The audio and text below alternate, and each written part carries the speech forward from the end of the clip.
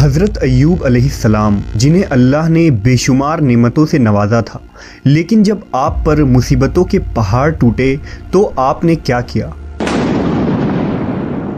آپ کو ایسی کون سی بیماری ہو گئی تھی کہ لوگ جی ہاں دوستو، حضرت ایوب علیہ السلام کون تھے اور اللہ تبارک و تعالیٰ نے حضرت ایوب علیہ السلام کو امتحان کیوں لیا؟ جی ہاں دوستو، اللہ تبارک و تعالیٰ نے جس کو اللہ تبارک و تعالیٰ کا جو محبوب بندہ ہوتا ہے، اللہ تبارک و تعالیٰ نے ان کو آزمائش میں ڈالتا ہے۔ جی ہاں دوستو، اس ویڈیو میں ہم جانیں گے حضرت ایوب علیہ السلام کون تھے اور حضرت ایوب علیہ السلام سے کیوں امتحان لیا گیا تھا۔ جی ہاں دوستو، اور حضرت ایوب علیہ السلام کو کون ایسی بیماری ہو گئی تھی جو ان کی قوم نے ان سے دور ہو گیا تھا۔ جی ہاں دوستو، سارا کچھ اس ویڈیو میں جانیں گے۔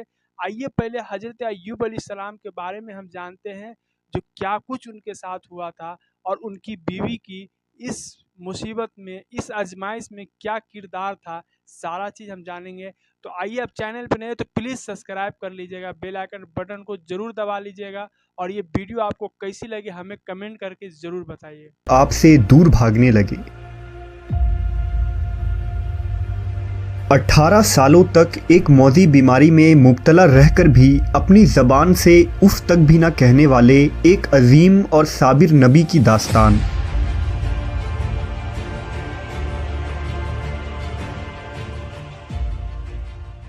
حضرت ایوب علیہ السلام کا عبرانی نام اوب تھا، جنہیں توریت میں جوب کہا گیا ہے۔ آپ کی پیدائش عرب کے شمال میں بصرہ نامی بستی میں ہوئی۔ حضرت ایوب کے والد کا نام اموس تھا۔ آپ کے والد حضرت اسحاق علیہ السلام کے نسل سے تعلق رکھتے تھے، جبکہ آپ کی والدہ حضرت لوط علیہ السلام کی بیٹی تھیں۔ محققین نے لکھا کہ حضرت ایوب کا زمانہ حضرت یعقوب اور حضرت موسیٰ علیہ السلام کے درمیان کا زمانہ تھا، یعنی تقریباً 1300 اور 1500 قبل مسیح کے درمیان۔ اللہ نے حضرت ایوب کو منصب نبوت پر فائز کیا اور آپ اپنے قبیلے کے سردار بھی تھے۔ حضرت ایوب کو اللہ نے بے شمار مال و دولت سے نوازا تھا۔ آپ کے مال و مویشیوں کی تعداد ہزاروں میں تھی اور خدمت گار اور نوکر چوکر سینکڑوں میں۔ بے شمار باغات اور کھیت کھلیان آپ کی ملکیت تھی۔ ایوب علیہ السلام نہایت ہی فیاض اور سخی انسان تھے۔ غریبوں کی امداد، فقراء و مساکین کی اعانت، بے کسوں کی دستگیری، بیواؤں اور یتیموں کی کفالت، مظلوموں کی فریاد رسی اور عام لنگر کھلانا آپ کا سب سے پسندیدہ عمل تھا۔ حضرت ایوب سے متعلق توریت میں ایک صحیفہ موجود ہے جس کا نام صحیفہ ایوب یعنی دا بک آف جاب ہے۔ آپ کی بیوی کا نام بی بی رحمہ یا لیا تھا، جو حضرت یوسف علیہ السلام کی بیٹی تھیں۔ آپ کے 7 بیٹے اور 3 بیٹیاں تھیں۔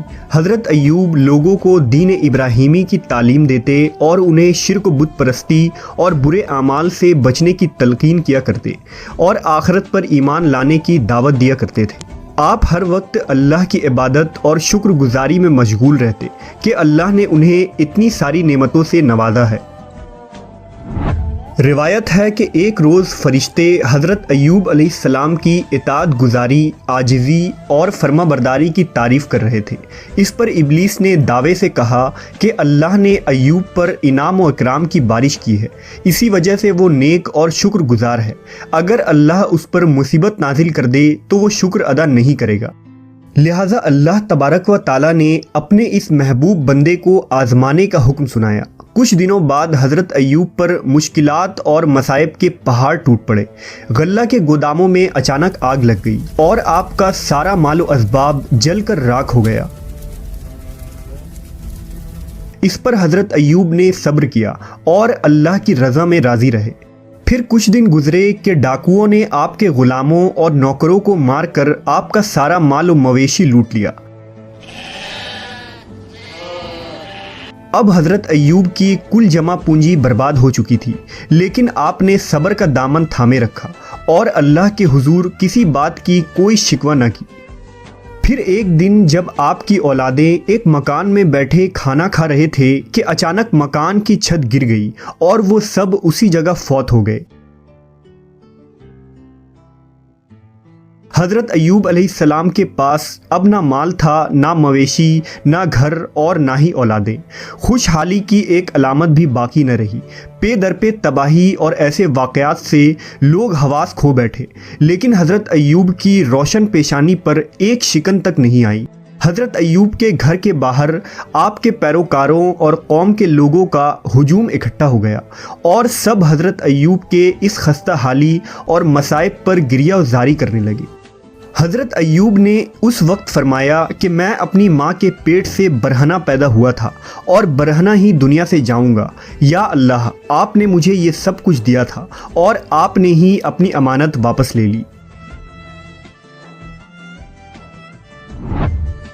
حضرت ایوب کا سب کچھ ختم ہو چکا تھا، لیکن ابھی مزید سخت آزمائش سے گزرنا باقی تھا۔ کچھ دن بعد حضرت ایوب نے اپنے بدن میں خارش محسوس کی۔ آہستہ آہستہ یہ خارش ایک موذی بیماری میں بدل گئی۔ آپ کے پیروں کے تلوے سے لے کر سر کی کھال تک سارے جسم پر تکلیف دہ بڑے بڑے پھوڑے نکل آئے، جن میں ٹیسیں اٹھتی تھی تو آپ درد سے بے چین ہو جاتے تھے۔ آپ راکھ پر بیٹھے رہتے اور راکھ جسم پر ڈالتے رہتے تھے۔ اس موذی بیماری اور پھوڑے کو دیکھ کر حضرت ایوب کے عزیزوں اور رشتہ داروں نے آپ سے قطع تعلق کر لیا۔ لوگ آپ سے الگ ہو گئے اور آپ کے پاس آنا جانا بند کر دیا۔ اس مشکل وقت میں صرف آپ کی اہلیہ آپ کے ساتھ رہی۔ آپ کی زوجہ محترمہ نے بیمار شوہر کی تیمارداری میں کوئی کسر نہ چھوڑی، محنت مزدوری کر کے اخراجات پوری کرتی رہیں اور حضرت ایوب کی خوب خدمت کی۔ لیکن بیماری دن بدن بڑھتا چلا گیا۔ اسی دوران ایک دن شیطان ایک طبیب کی شکل میں حضرت ایوب کی بیوی کو ملا۔ انہوں نے اسے طبیب سمجھ کر علاج کی درخواست کی تو شیطان نے کہا، میں ان کا علاج کر دوں گا، لیکن اس شرط پر کہ اگر ان کو شفا ہو جائے تو یوں کہہ دیں کہ تو نے شفا دی، میں اور کچھ نذرانہ نہیں چاہتا۔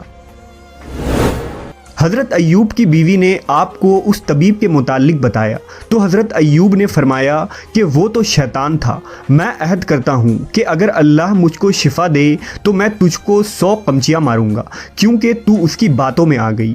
حضرت ایوب کو بہت رنج ہوا کہ میری بیماری کی وجہ سے شیطان کا یہاں تک حوصلہ بڑھ گیا ہے کہ اس نے میری ہی بیوی سے ایسے کفریہ کلمات کہلوانا چاہا جو کفر و شرک کے الفاظ ہیں۔ اسی طرح وقت گزرتا رہا، آپ کی تکلیف بڑھتی چلی گئی، جسم کا کوئی حصہ بھی پھوڑوں سے محفوظ نہ رہا۔ حضرت ایوب شہر کے ایک ویران کونے میں جا بسے۔ اس مشکل وقت میں بھی آپ ہر وقت اللہ کی عبادت اور شکر ادا کرتے اور ہر وقت زبان پر اللہ کا نام ہوتا۔ اب تکلیف اتنی زیادہ بڑھ گئی کہ آپ کا گوشت جسم سے جڑ چکا تھا اور صرف ہڈیاں اور پٹھے رہ گئے تھے۔ ایک دن آپ کی بیوی نے کہا، اگر آپ اللہ سے دعا کریں تو اللہ اس بیماری سے آپ کو ضرور نجات دلوائے گا۔ آپ علیہ السلام نے جواب دیا کہ اللہ نے 70 سال تک مجھے صحیح و سلامت رکھا، اب کم از کم 70 سال تک تو میں صبر کر لوں۔ یہ سن کر ان کی بیوی خاموش ہو گئی اور رونے لگی۔ ایک دن کا واقعہ ہے کہ حضرت ایوب کے بھائی ان سے ملنے آئے اور دور کھڑے ہو کر کہا کہ اگر آپ کے اندر کوئی بھلائی ہوتی تو اس طرح بیماریوں میں مبتلا نہ ہوتے، جس پر حضرت ایوب بہت غمزدہ ہوئے۔ روایتوں کے مطابق حضرت ایوب اس بیماری میں 18 سال تک تکلیف میں رہے، ایک قول کے مطابق 3 سال اور ایک کے مطابق 7 سال تک۔ برسوں مشقتیں اور تکلیف جھیلنے کے بعد بھی آپ برابر صبر و شکر کرتے رہے، اور پھر آپ نے اللہ کے حکم سے یوں دعا مانگی کہ بے شک مجھے تکلیف پہنچی ہے اور تو سب رحم کرنے والوں سے بڑھ کر رحم کرنے والا ہے، لہٰذا اب امتحان کی گھڑیاں ختم ہوئیں۔ آپ خدا کی آزمائش میں پورے اترے اور امتحان میں کامیاب ہو گئے۔ حضرت ایوب کی دعا بارگاہ الہی میں قبول کر لی گئی۔ انہوں نے اپنا پاؤں زمین پر مارا، جہاں سے ٹھنڈے اور شیریں پانی کا چشمہ پھوٹ پڑا۔ پھر آپ نے اپنے کمزور اور لاغر جسم کو گویا اس چشمے کے پانی پر ڈال دیا۔ جیسے جیسے جسم پر پانی پڑتا، جسم میں توانائی آتی جاتی۔ آپ دیر تک نہاتے رہے، یہاں تک کہ مکمل طور پر صحت مند ہو گئے۔ حضرت ایوب کے لیے اللہ نے جنت سے جوڑے بھیجے، جسے آپ نے پہن لیا اور وہاں سے ہٹ کر ایک طرف بیٹھ گئے۔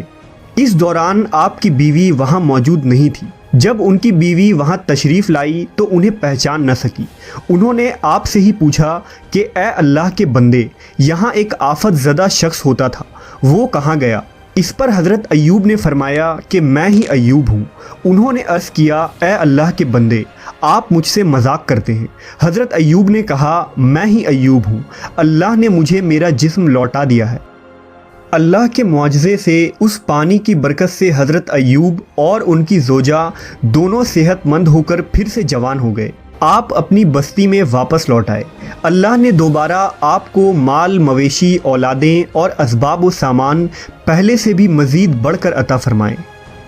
रिवायत है कि हज़रत अय्यूब के 2 खलियान थे, एक गुंदुम का और एक जौ का खलियान था। अल्लाह ने 2 बादल भेजे। एक बादल गुंदुम के खलियान पर इस कदर बरसा कि सोने से भर दिया, और दूसरे बादल ने एक खलियान को चांदी से भर दिया। हज़रत अय्यूब ने 4 पुश्तों तक अपनी नस्ल को फैलते देखा और 140 साल की उम्र में आपकी वफ़ात हुई।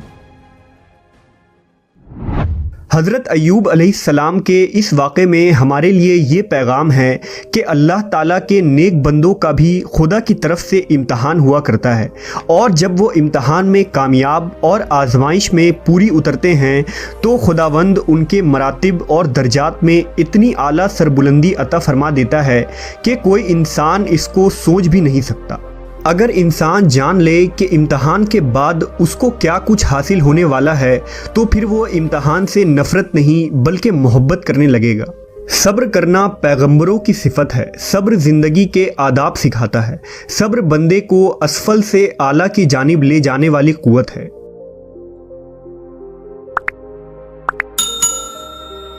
जी हाँ दोस्तों, उम्मीद है जो आपने पूरी वीडियो ज़रूर वॉच किए होंगे, और आपको ये वीडियो कैसी लगी हमें कमेंट कर ज़रूर बताइएगा, और चैनल पे नहीं तो प्लीज़ सब्सक्राइब भी कर लीजिएगा। फिर मिलेंगे एक नेक्स्ट वीडियो के साथ, जब तक के लिए जय हिंद।